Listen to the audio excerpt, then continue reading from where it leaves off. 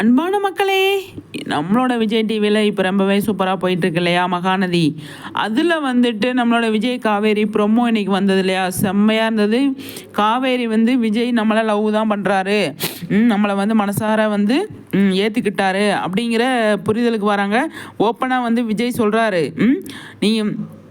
நீ தான் எனக்கு எல்லாமே, உன்னை நான் எப்போயோ லவ் பண்ண ஆரம்பிச்சிட்டேன்.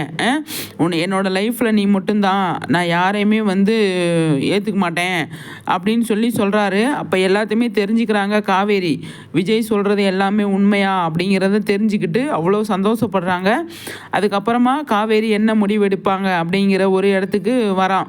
காவேரி விஜயை புரிஞ்சுக்கிட்டாங்க அப்படின்னா வீட்டில் வந்து அவங்க வந்து அவங்க அம்மா பேசுகிறத வந்து இது பண்ணிக்க மாட்டாங்க, அது கேஷுவலாக எடுத்துப்பாங்க. அவங்க அம்மா வந்து சரி பண்ணுறதுக்கான முயற்சி விஜய் காவேரி சேர்ந்தே பண்ணுவாங்க. அந்த இடத்துல வந்து கங்காவும் சப்போர்ட்டாக இருப்பாங்க அப்படிங்கிறதான். ஆனால் விஜய் லவ்வை காவேரி மனசால விஜய் சொன்னதை புரிஞ்சுக்கிட்டாங்க இல்லையா, அதுவே வந்து பெரிய விஷயந்தான். அதுதான் வந்து ஒரு ஒரு 4 நாளைக்கு முன்னாடி ஒரு எடிட்டர் வந்து ஒரு போஸ்ட் போட்டிருந்தார் இல்லையா, 2 பேர் கை சேர்ற மாதிரி. அந்த போஸ்ட்டு தான் இப்போ நமக்கு வந்து இந்த ப்ரொமோவில் வந்து நமக்கு ஒரு விஷயத்தை நமக்கு வந்து புரிய வச்சிருக்கு அப்படின்னு சொல்லலாம்.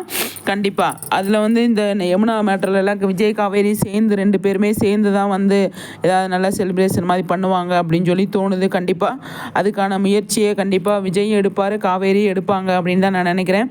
இப்போ காவேரி வந்து ஒரு ஹோப் கொடுப்பாங்க இல்லையா விஜய்க்கு, அப்படியாங்க நான் உங்களை தப்பாக நினச்சிட்டேங்க அப்படின்னு சொல்லும்போது அந்த இடத்துல விஜய் ஹாப்பி ஆயிடுவார் இல்லையா, பயங்கர சந்தோஷமாயிருவார்.